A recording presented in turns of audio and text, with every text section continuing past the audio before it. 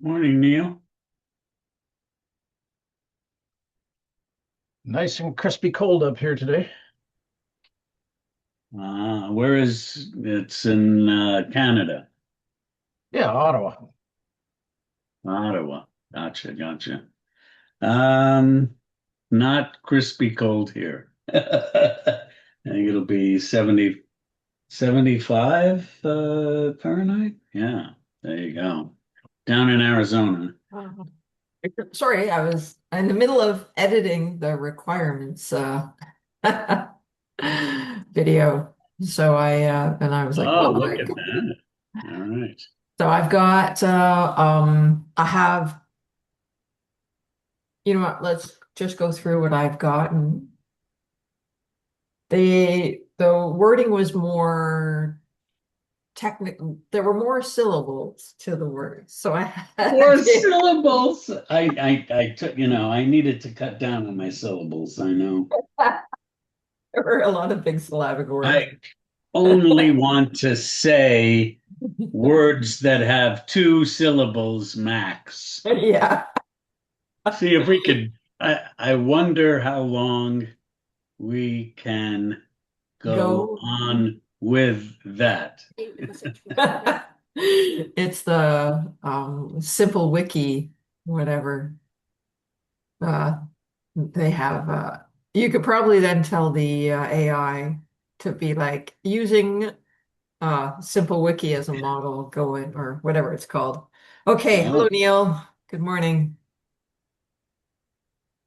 So I'm going to show the videos of the ones that I had been working on, and then they should be almost ready for release. all So, right. okay, so I'm going to do share media player and share sound. Here we go. Okay. When you create a decentralized identifier, or DID, your private key is the foundation of your digital identity. It's what proves you're really you. Protecting that key is critical, and there are three main ways to store it. First, clear storage, keeping your key directly on your device. It's easy to access and simple to use, but it's also risky.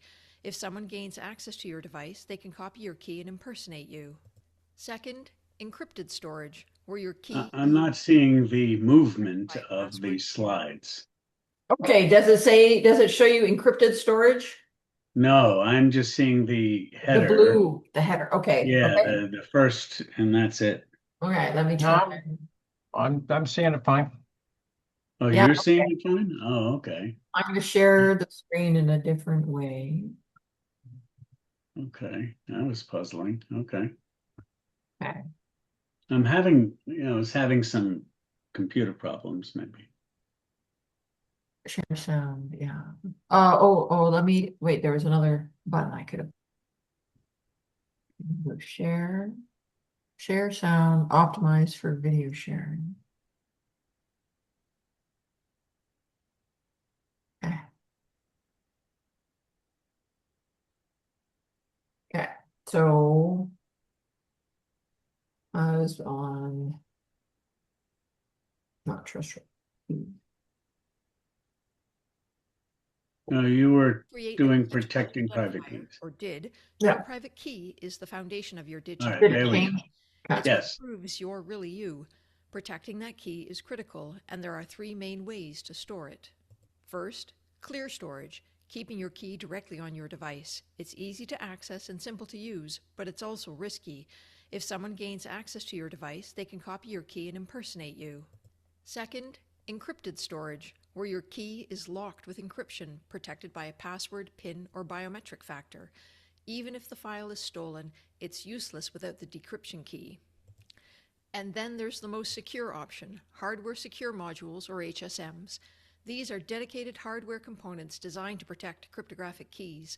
The key is generated and stored inside the module and can never be exported or copied, not even by the device's operating system. The HSM performs all cryptographic operations internally, like signing or decrypting, without ever revealing the key itself. HSMs also come with tamper-resistant features. If someone tries to physically open or probe the chip, it can automatically erase its contents to prevent theft. Many modern smartphones now include built-in HSMs or secure enclaves, which provide this level of protection for your digital wallet keys. Even cloud providers use similar technology called Trusted Execution Environments, or Cloud HSMs, to isolate your keys in secure hardware so that even the service operator can't access them. Whether stored on your phone or in the cloud, the goal is the same. Keep your private key secure, unmovable, and under your control, because whoever controls your key controls your identity.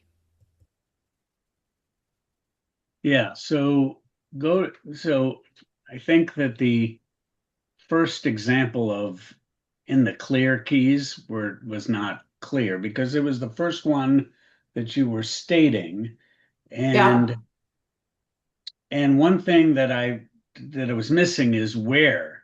Okay, it's not you were talking about what or what Mhm. mechanisms to protect it, but when you question is you one thing that you probably need to say is you can store private keys on on a device you control Yeah. or in the cloud where you have access rights to control it.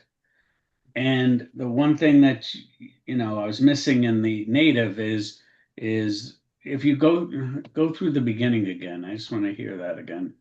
I don't want to do too much editing because that takes, now I have to re-record everything. But what about, Well, but I want to play it yeah, again so that I can yeah. identify where I think the issue is and see if you agree Right. with me. Your private key is the Hold on. foundation of I have to reshare that.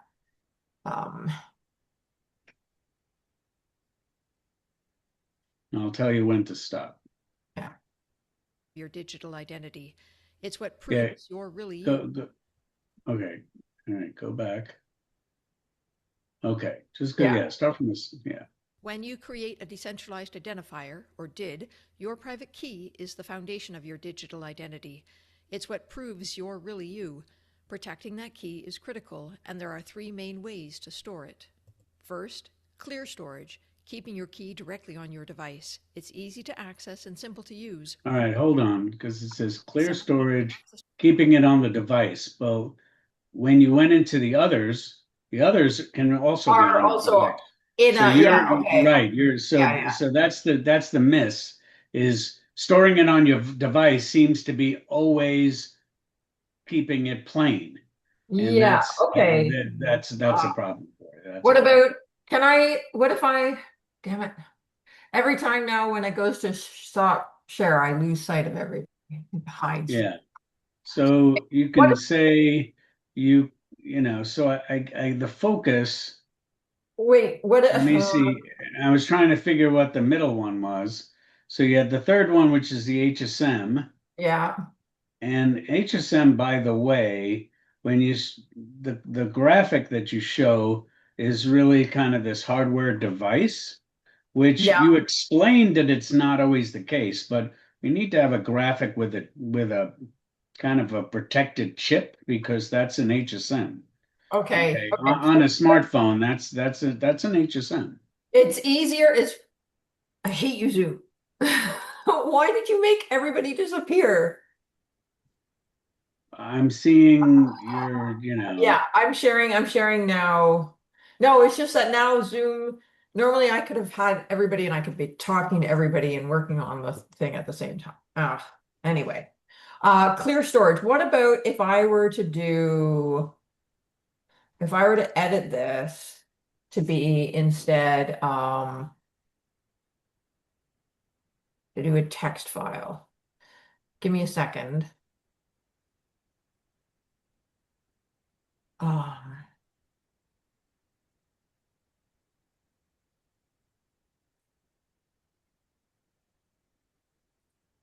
yeah, because the first one, clear storage, is not like grandma thinks clear. What's clear storage? yeah.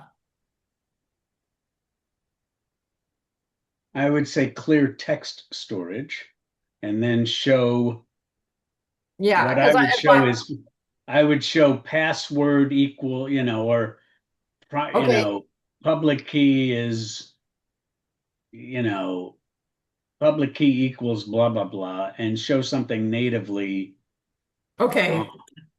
Because And then I can encrypted, do, and then encrypted would be some kind of show some kind of scrambling yeah, of that. well, the keys are look scrambled no matter what. But you do have that Well, is that, Well, it is, but it's a, you know, yeah, it seems scrambled, but it's not because that you can yeah, copy that yeah, and you can become that person. yeah, yeah. I would just cut to the chase and set it an unencrypted file. Keep your Yeah, unencrypted storage, I could say, you know. um,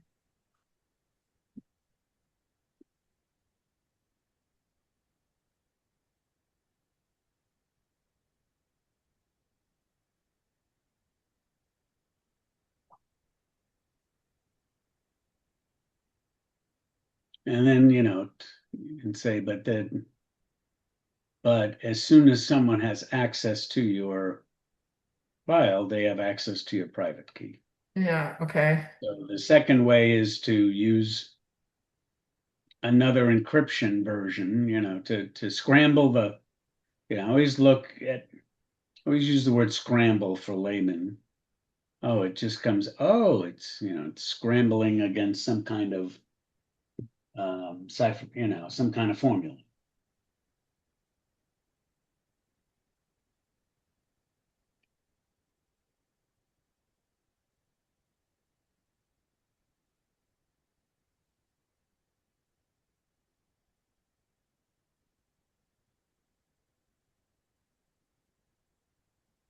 Okay.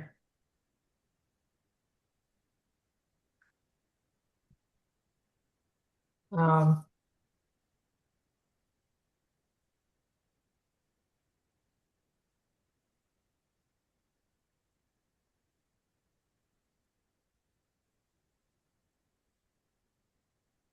so my key to decrypt my key, is that stored in plain text somewhere? Is it turtles all the way down? You mean if it's if you want to um, get back the encrypted storage of the key, yes, you're ultimately that's the classic thing of what the 12-word phrases or 24-word phrases are for, or if you Ah, right. chart it out. Yeah. Yeah, Okay. ultimately you're right. It does get back to you're going to need something that's not encrypted to unencrypt it. Yeah. Yeah, so there's, you know, I'd say the 3 degrees is in the first version, you can copy it Yeah. and and use it right away. The Yeah. second, you can copy it, but unless you know how it was encrypted, you can't use it, right? And Yeah. the third method is you can't copy it. It's you can't get access to it to copy Yeah. it. So that's really the 3 degrees of it. Now, I Yeah. can tell you that, you know, the second version is is actually perfectly acceptable, and it is the way that companies use to escrow private keys. Right. They encrypt it. They encrypt it. Yeah. Okay. So here,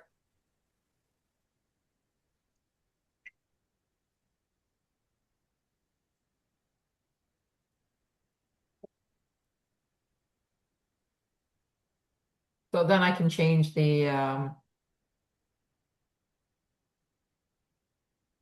if someone copies a key file, they can use it to impersonate you.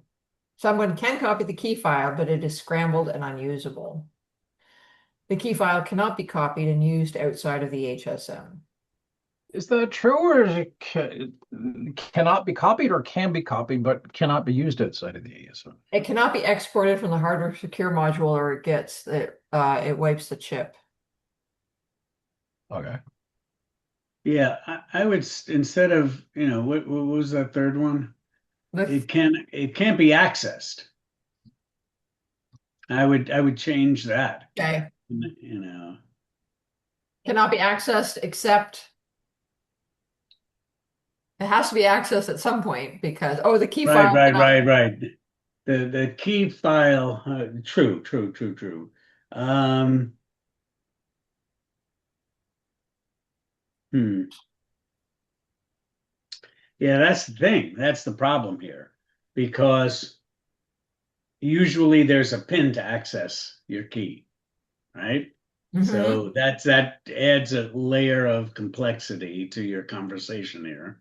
Yeah. Because you're right. The typically the way that systems that are accessing the private key use, they add another layer of protection, such Yeah. as uh, multi-factor Authentication. and pins and other things. Okay, so should I, So so that gets a little the key file cannot be accessed outside of um, HSM The- control? Usually you just simply can't get it out.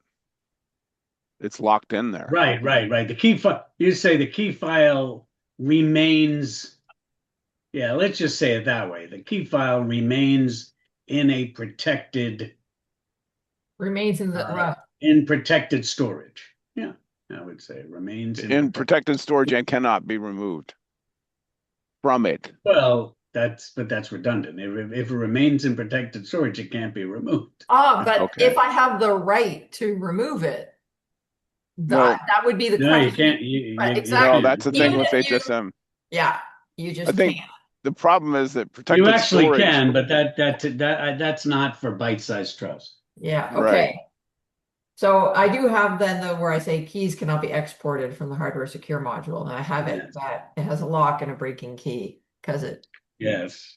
I I love held these I icons. held They're great. I held one of the earliest private keys, or at least a shard of it, of the internet in my hand, and we pulled it out of an HSM. Yes, Oh, because really? it was Oh, yeah, because it was bought. Yeah, the rights were bought, so we had to do that.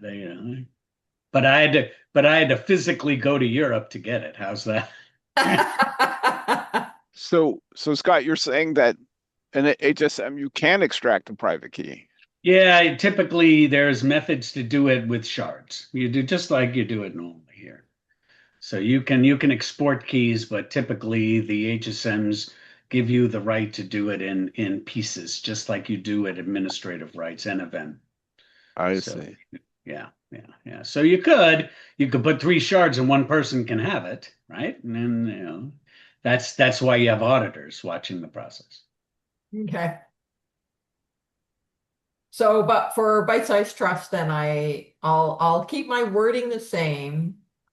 Then Right, hold on. It says go back one slide. You just say, can we? No, something about you can put it in the cloud. oh, the last one is here. Right.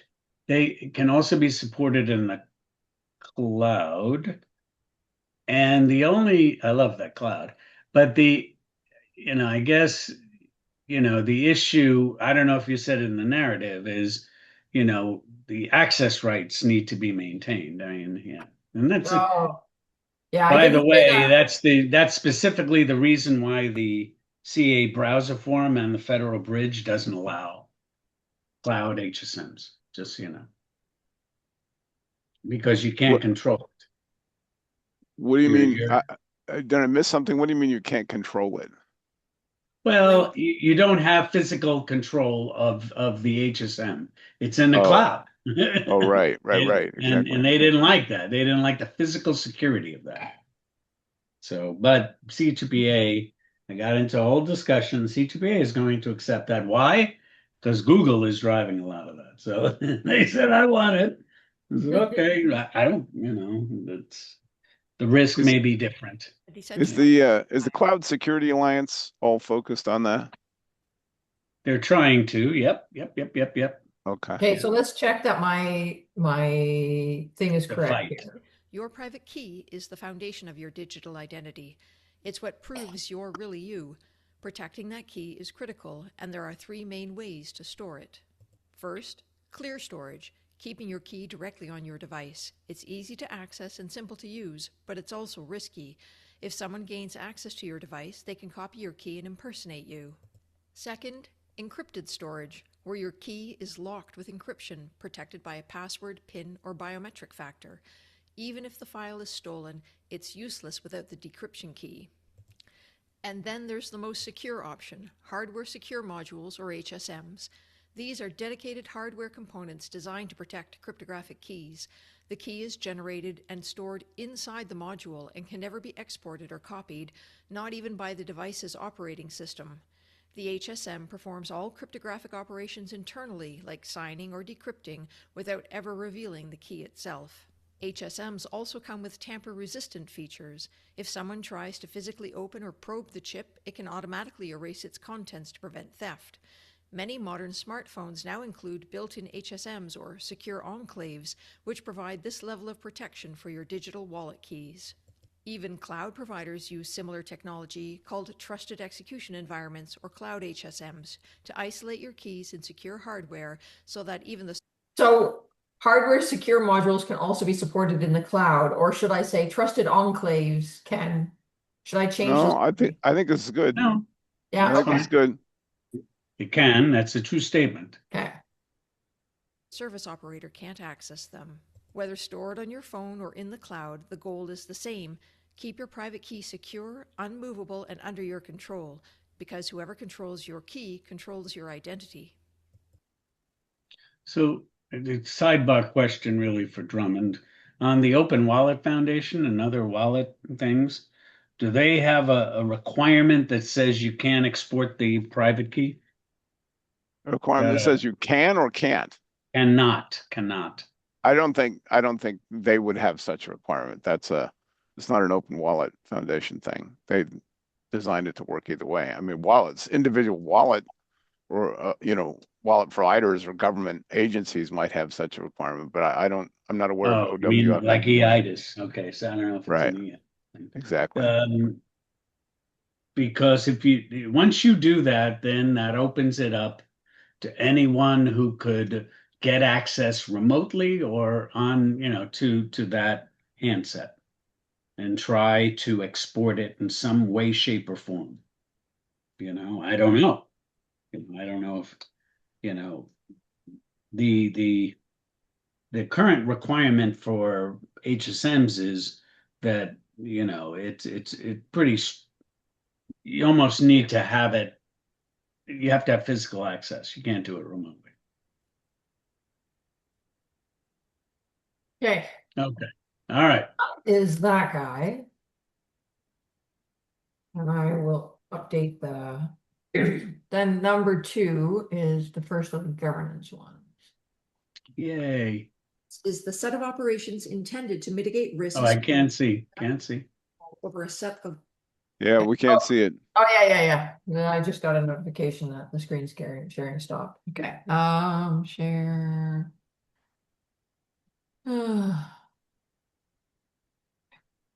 So Drummond, is that Milan or is that Venice? It's No, Zurich. Germany. Zurich. See, there you go. It's Switzerland. Zurich. Oh, Yeah. I should Switzerland. be embarrassed. Yes. I know those towers. Good. There you go. On the river going to Lake Zurich. Yeah. Yeah, that's beautiful. Governance is the set of operations intended to mitigate risks by holding a set of actors accountable over a set of rules or laws. Governance shows up everywhere, in governments, standards organizations, game administration, and even in families. Wherever there's a need to manage behavior, reduce risk, or enforce fairness, governance provides the structure to make that possible.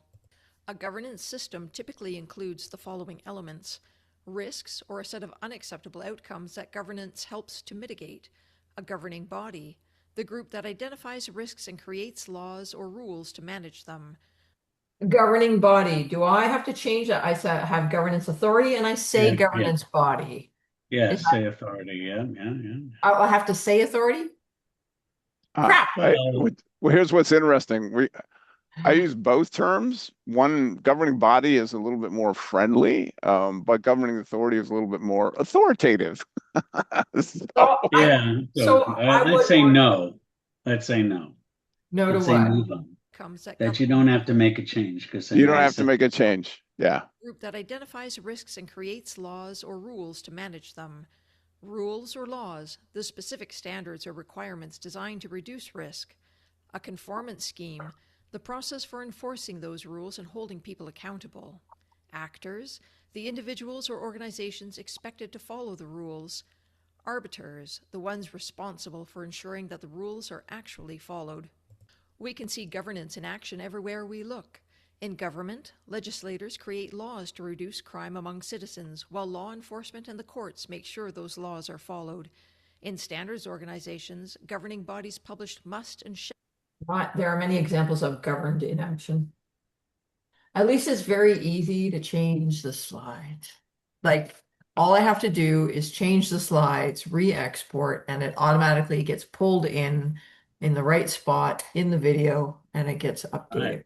So why do you think you need to make a change? I missed that. There are many examples of governed inaction. Oh, got it. I missed that. It's just staring me. It's only staring at me in the face. I know, and it stared me in the face for a while too. So ultimately, Governance of so Vororians. Oh, now. so I notice auditing is not explicitly in there. Right. Because arbiters can use auditing as a tool. Okay. So auditing is a process of determining whether folks are playing by the rules. That's a technique that we get into a little bit more uh, in the conformance scheme side. But we're just talking about who are the players. So auditors are a kind of arbiter. Auditors are arbiters, but there are others that are involved in ensuring that folks are playing by the rules. You've got because just the auditor isn't the sole actor. And I wanted to make sure that people were aware of that because, Carly was mentioning, let's expand it to things that people know, like games, you know. So you don't have auditors, on the field, you have referees, right? And you don't have auditors in your household checking to see if the chore checklist has been checked, right? So auditing can be played by a number of people that do audit techniques in the process of holding people accountable. A professional would be an auditor. That's what they do and only do. Okay, so Well, let's count. Governing Yeah, bodies. the reason I'm No, bringing you it up wanted to is, comment. Go ahead. well, one of the key things that, I mean, well, let's put it this way. One of the discussions that's, all the AI groups are starting to talk about this, and it's, selective disclosure. If you want personal service, you've got to disclose a whole raft of very personal information. And ultimately, the only audit that's going to actually have any sort of weight is I want to see your source code. So if you've got something in there, I want to see exactly what you've got coded. If it's an AI agent, what are your governance, et cetera, et cetera. So to me, I liked the what was it? The big security risk that came out that was the first person project instigator, Drummond. That was he when he did it, he didn't put it in the source code. It ended up somewhere else and it was adjacent to it, got pulled in or something like that. So auditing the source code was insufficient in order to catch that big hit. So, well, I mean, now that you said something, then I have to say, so auditing source code is problematic. I don't audit source code because the source code isn't is first of all, the source code isn't what is executed. Yes, that Okay. was it. Okay, it's Something got not. So how do you implied. know that that's that source code that you think you're auditing to give you the assurance you're seeking? How do you know that's the version that's actually being executed? The only way you really know is through interoperability tests of the code that's actually executing. Yeah, and cryptographically signed executable. Well, true, you could get assurance around code signing code, but then you still have to say, is that code act, you have to do the verification, is that code the one that is executing? So that's possible. Okay, that's possible. But you know what? My challenge around source code is we look at use cases and paths unless you have an analyzer that can. And what's an analyzer? That's an execution. So, Yes, all right. I don't want to. I think yeah, I'm going to yeah, stop there and because because it's the compiler needs to be then audited as well and stuff like that. It's gets a correct. hurdle. Yeah, yeah. You know, there's Uh, there's there's checks for boot safe and things like that. We're actually doing that in for a high level of assurance in C2PA, because how do you know, right? How do you know unless you have put the controls in that this is the version that you're running? Okay. Okay, I have two more videos. Followed. So, In standards organizations, governing bodies publish must and shall statements to reduce technical and business risks. Auditors and certification bodies step in to verify that companies are compliant. In sports, rules commissions define how the game is played and what penalties apply, while referees and umpires enforce those rules during the game. Schools have their own systems too. School boards define codes of conduct and academic standards, while principals and teachers apply them day to day to maintain fairness and discipline. And even at home, parents create family rules to keep children safe and teach responsibility, using chore charts, rewards, or consequences to hold them accountable. Governance in all these forms is the process humans use to manage chaos, to create order, trust, and accountability. It's what allows systems large and small to function fairly and predictably. In future bite-sized trust videos, we'll take a closer look at each of these governance elements, the actors, the rules, and the mechanisms that turn governance into a working system. You know, I have a tear in my eye. All I can say. okay, What is governance in one bite-sized trust? That's really remarkable. There you there it go. is. Yeah, and Good the team example effort. too. Yeah. Okay, players in a governance ecosystem. I have that one done. Governance is how people and organizations work together to manage risk and make sure everyone follows a shared set of rules. It's about accountability, ensuring that those involved in a system act in ways that keep it trustworthy and fair for everyone who depends on it. Every governed ecosystem needs a governing body, a Okay. recognized authority responsible for creating rules So and making sure they're applied. I left that in there. Players in a Yeah. governed ecosystem. Which word do you want? I speak governance authority this time. Every Okay, governed then be ecosystem needs consistent. a governing body, a recognized No, you authority said body. responsible for. Yeah, You I said said it. Oh body. yeah, a recognized authority. Okay. So then, and then to be consistent, then it was a governing authority in the last one. Well, actually, I think we called it the governance authority. So what do you want this blue text to say? Body. It's fine. Governing Because body. since you said it and there's no place, people will, I'll tell you, just naturally, people will automatic, their brain will say body equals authority. Yeah. Okay. And then I Because you have, have both.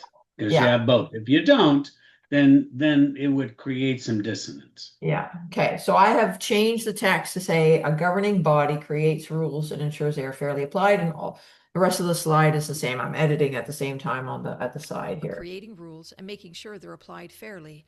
Sometimes this governing body appoints an administering authority or a team of administrators to handle daily operations on its behalf. The people or organizations that agree to follow these rules are called governed parties.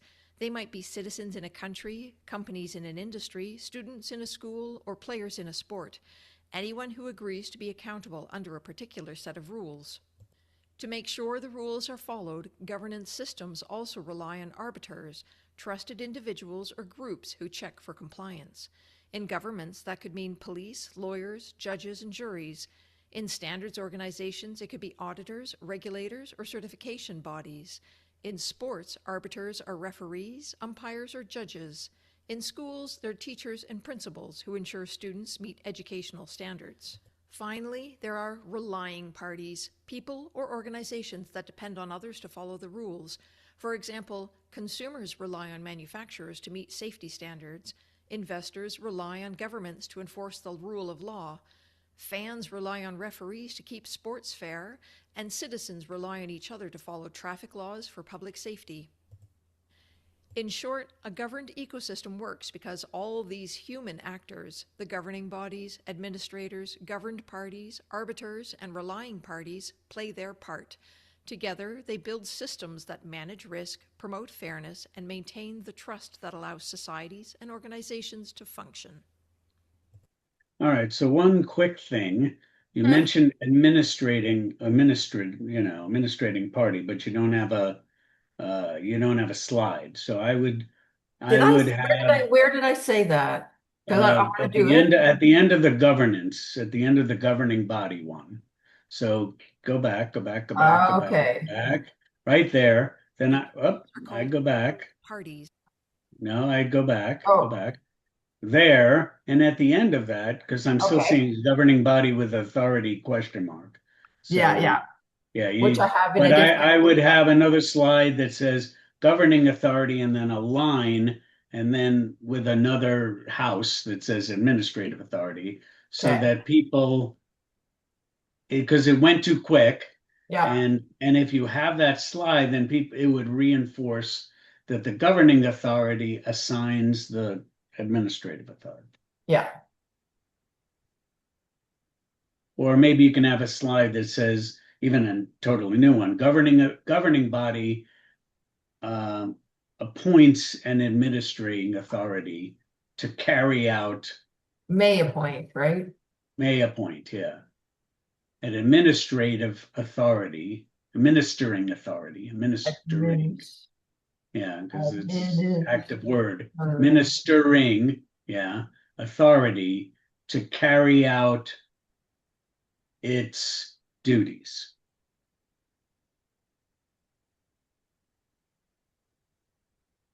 Look at that, a little guy. I appreciate that. That's good.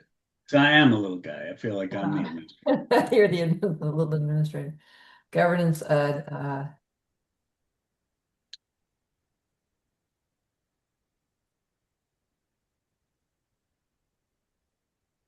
Yeah, there you go. okay. Maybe a different, yeah, or maybe a I different. want a different color. I have to find that Yeah, in and put that in right when you mention, because you do say it right at the end. yeah.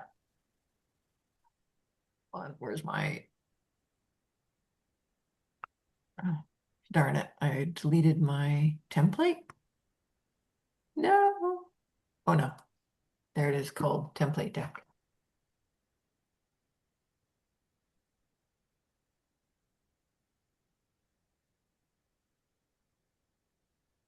Where are my buildings? Buildings. What color do you want, Scott? We got light Blue. blue. I'm a blue guy. Blue. Okay.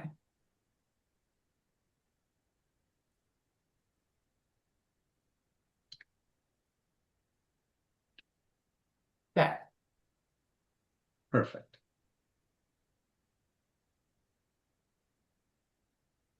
Okay. And then I will go through and edit the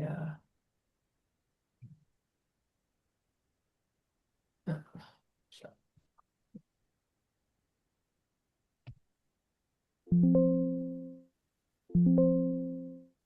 Yeah. So, got a question Yeah. for all concerned at this table. Machine executable governance. I remember that being a hot topic about 3 IIWs ago. Oh, we've got a file that's got governance in it, therefore it's machine readable governance. Yeah, yes. Talk to Mike Schwartz. He's very big on that now. His No, it's GovOps. yeah, that historically in software is called a configuration file.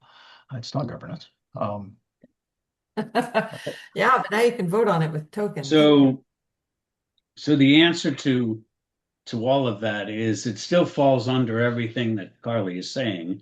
It's just in the execution of it, and the nuances is there are certain aspects that are being delegated to machines to do certain things that it can do, right?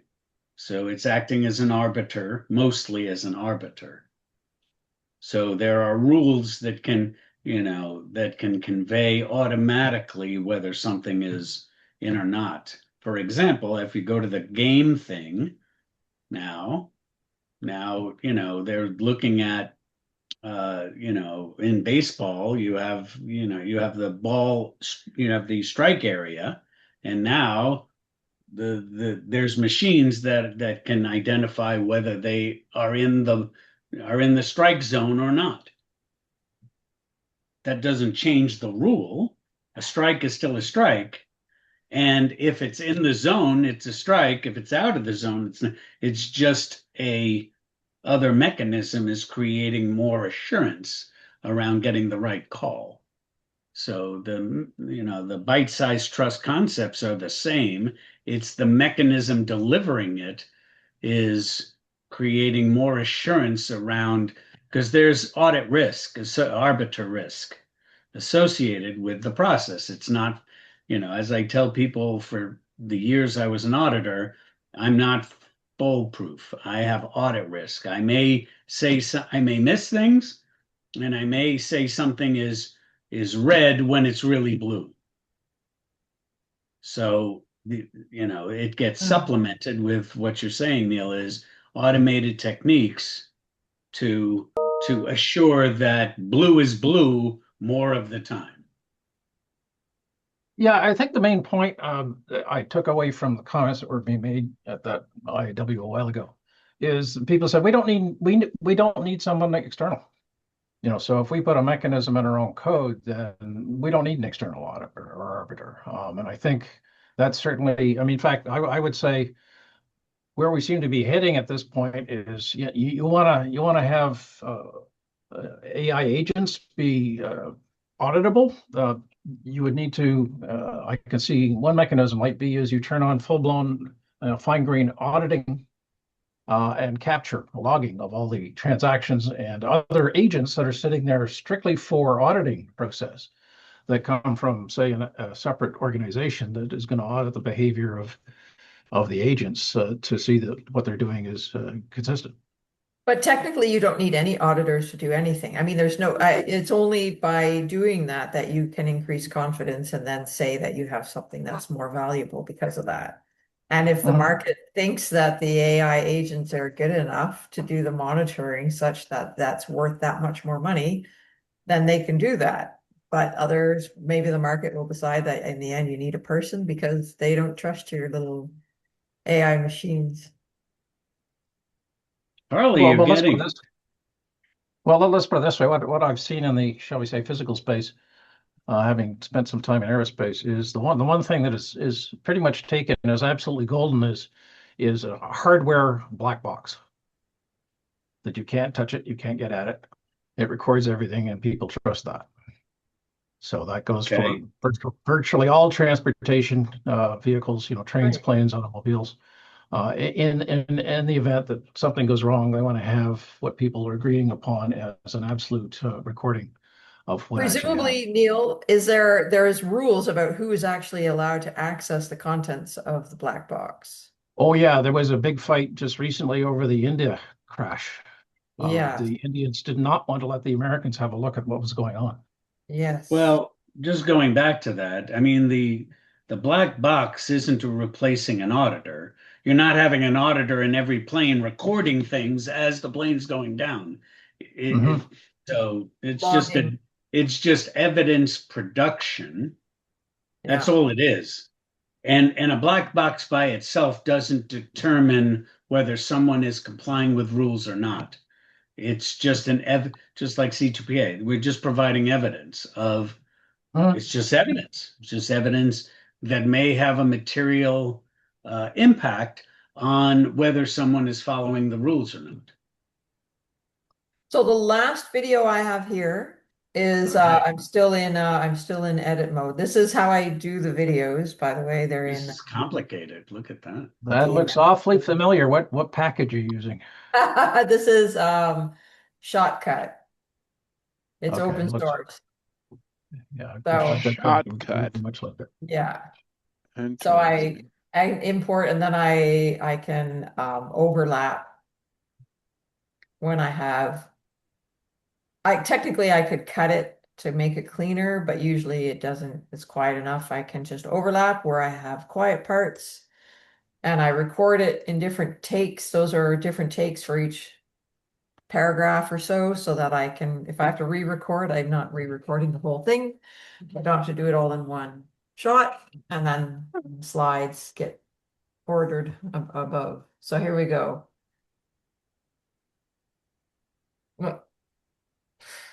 Let's start again. Thank you Genuine- for explaining the sausage. Yeah. Okay, don't mind. We all live inside many different governance ecosystems, even Government, if I we have to don't think of them re-record that way. That was, I'm gonna re-record the first section. We all live inside many different governance ecosystems, even if we don't think of them that way. We follow laws, watch sports where players obey the rules, and buy products that meet safety standards. These systems give us fairness and trust. But how do these rules get created? Governance requirements usually come from four ideas: risk, mandate, suitability, and leverage. Sorry, while we're here, I'm gonna just move it over. You're gonna see the sausage here.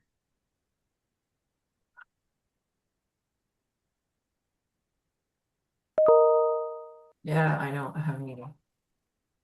I have a meeting after this meeting. Oh yeah, you can't, okay.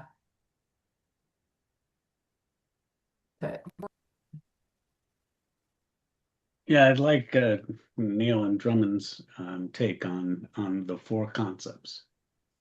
That's the Governance first time I've ever seen that. come from four ideas: risk, mandate, suitability, and leverage.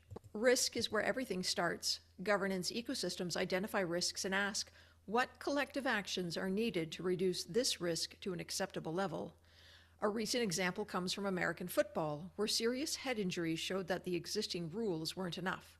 The NFL responded with new requirements like better helmets, removing concussed players from games, adjusting kickoff times, and enforcing concussion protocols before players return.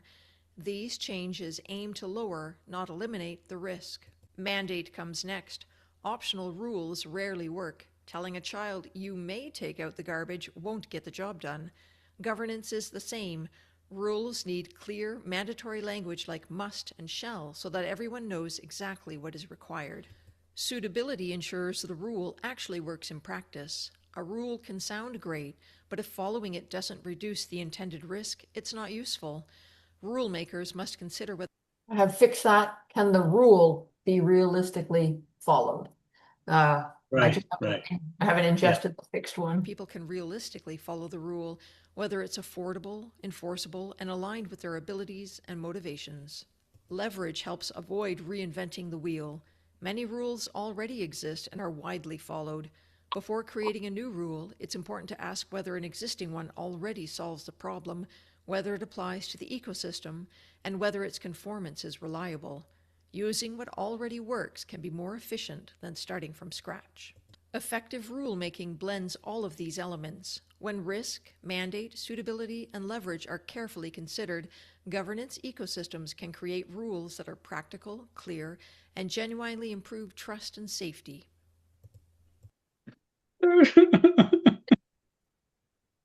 You Uh, know, that you hit the bar. If you get me to a tier, then you reach the bar. All right, so one thing I would add to that, you talk about leverage. I would say leverage and patterns, right? Leverage in So what? Patterns. patterns, right? So if you've got mechanisms that work, then why reinvent the wheel may also be, so we've already got a framework that solves this. We need to tweak it for our environment. So you're leveraging patterns that come out of it, not necessarily just whole solutions. Okay, so I Yeah, could that may be in the slide. Leverage, use or, use Yeah. existing patterns and rules. Or what about, Wow. I have to get my microscope. I can't read it either. I don't know Yeah. why it defaults.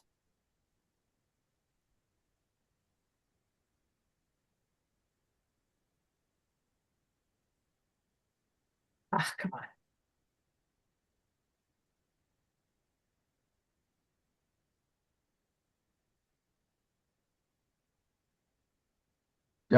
Exactly how it Well, works. It's just that, I mean, yeah, so you got a tense problems. You got patterns and then you got a new one. So it's either one or the other. Creating existing pattern or creating new ones. So get the tense to agree. Okay.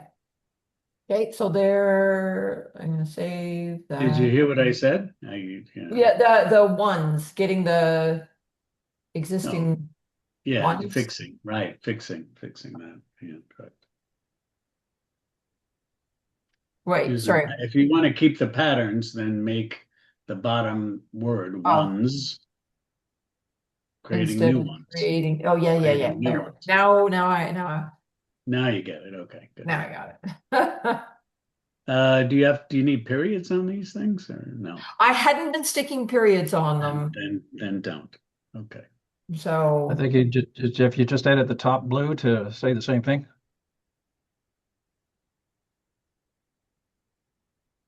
yeah, okay. I wanted the Yeah, that's true.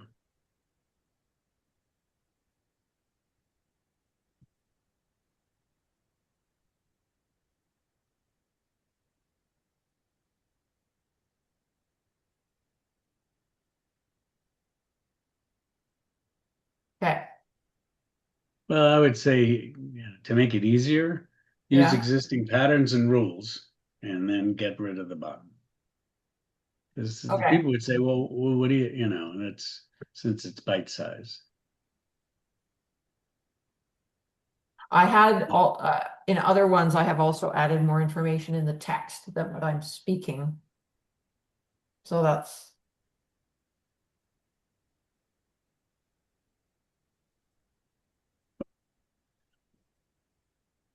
yeah, okay. Can the rule do you want it, can the rule be realistically followed or can the rule realistically be followed? I didn't hear the difference. What? Does the be uh, Oh, can the rule be realistically followed? or That would real be no, that's better. You want to keep those going back to my rules, my language rules. You want the rule realistically be followed. yeah. Well, Okay. there's a difference. There's a difference in what you're Yeah. saying. Yeah. Hold on.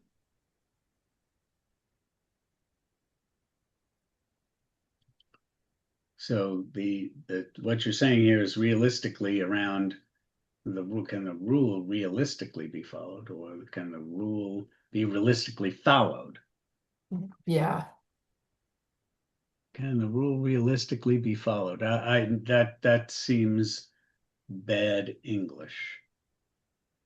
Or Yes. maybe bad Canadian, and maybe a correct Canadian. But can the rule be realistic? Realistic. Yeah, that's the word. That would be how you'd say it. Yeah. Save export as ping. Okay. And I've got one more video.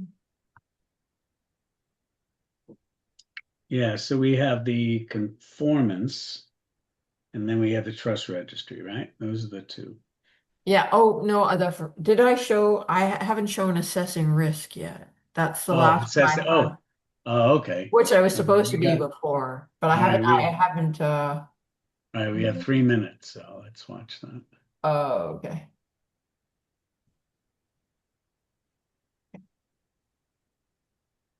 The goal of a governance ecosystem is to reduce the risks that a community can actually control. But what are those risks, and how do we figure out which ones need attention? Risk is about the chance that something unwanted or harmful might happen. Some risks are completely out of our control, like a solar storm knocking out communications, but others can be reduced when people work together under agreed upon rules. The specific risks depend on the type of ecosystem and what it's trying to achieve. In government, risks often involve public safety, fraud, or theft. In business standards, risks might come from weak security, damaged reputation, or failing to meet legal or industry requirements. In sports or games, risks include physical injury or unfair play.